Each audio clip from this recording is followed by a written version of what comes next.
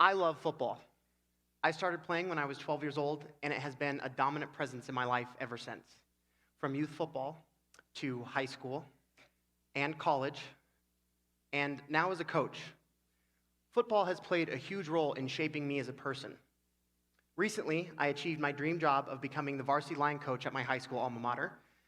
Last March, I was at a coaching clinic. It was late in the afternoon, and I was tired. These coaching clinics can tend to be a bit of a drag at times. Hours and hours and days of the presentations on the X's and O's of football. There was one presentation, though, that looked interesting. It was titled Disneyland. This presentation changed my life. This talk was not about the X's and O's of football, but rather about the emotional truth of why we coaches coach. We are coaches so that we can have a meaningful impact on young people's lives and help them become better people. As coaches, we want to have the kind of impact that will ensure one day our players can hold hands with their children and walk into Disneyland.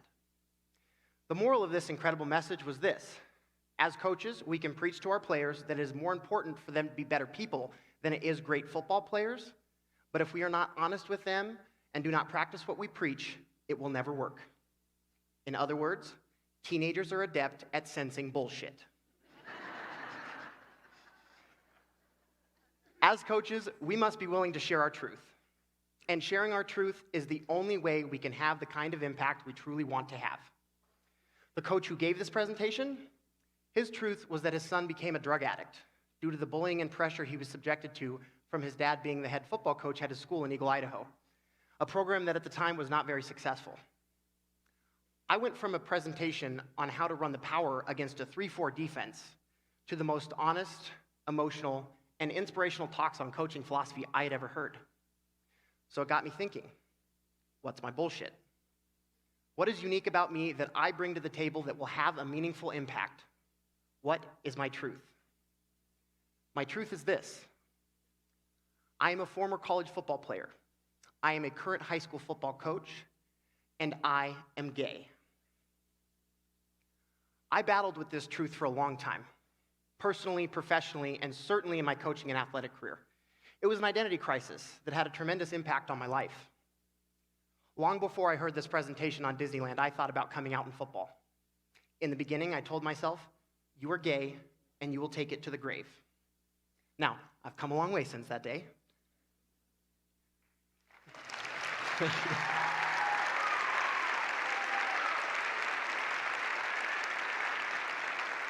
Thank you. I've come a long way since that day, but the process almost cost me my life. I chose to come out to family and friends starting in August of 2014. I told my immediate family first, and then carefully picked my way through family and friends, trying to choose the right time and place. Only being partway out of the closet meant that I had to be two different people and always be very aware of where I was and whom I was with. It caused a constant state of panic and anxiety. So the question became, is it important for me to come out publicly? Yes, it is, and here's why. My time in and out of the closet helped me realize that there are other people in my situation, and it's not a pretty one. It also helped me realize that coming out is not about sharing my bedroom habits, but about giving myself permission to live my life in its entirety. Let me explain.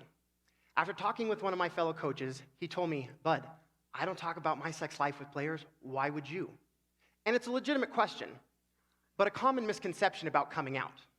Again, I'm not talking about my sex life. I'm talking about my life. It's often said that your private life is your private life.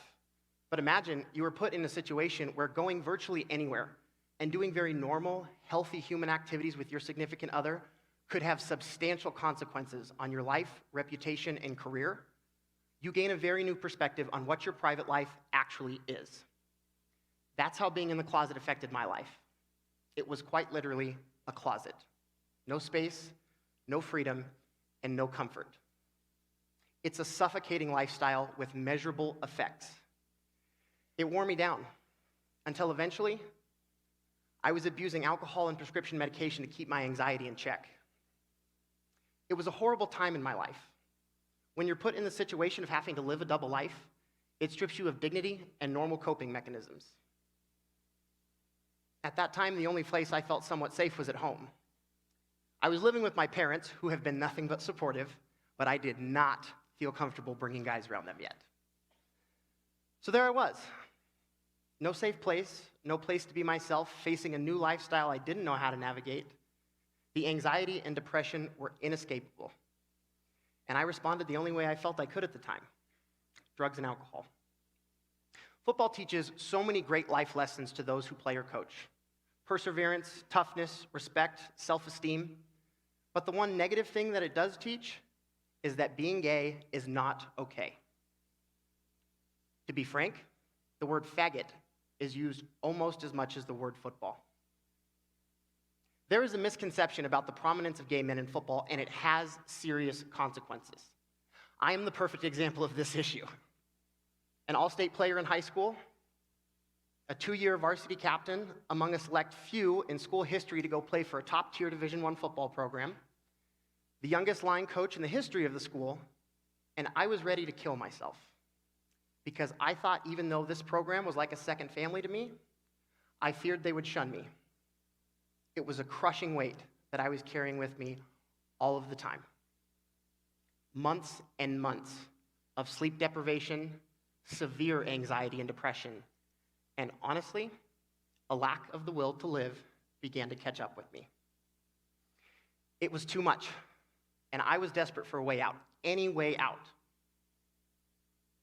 One night, I reached for a bottle of vodka and a couple of pills. I didn't see a way out, and I just wanted it to be over. If I couldn't be me and still live my life, what was the point?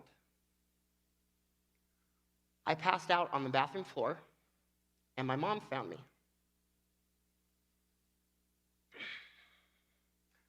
I was fortunate to wake up the next day.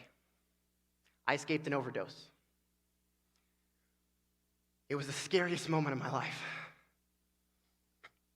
When I woke up that next day, I knew I really wasn't ready to give up. And when I heard that talk on Disneyland, I knew how, when, and why it was important for me to share my story. I worried for so long about how the football community would react. And while at this point, only time will tell, my experience has given me a theory. It's simple. One day, being gay in football will be normal. But in order for that to happen, those of us who are gay need to stand up and own it.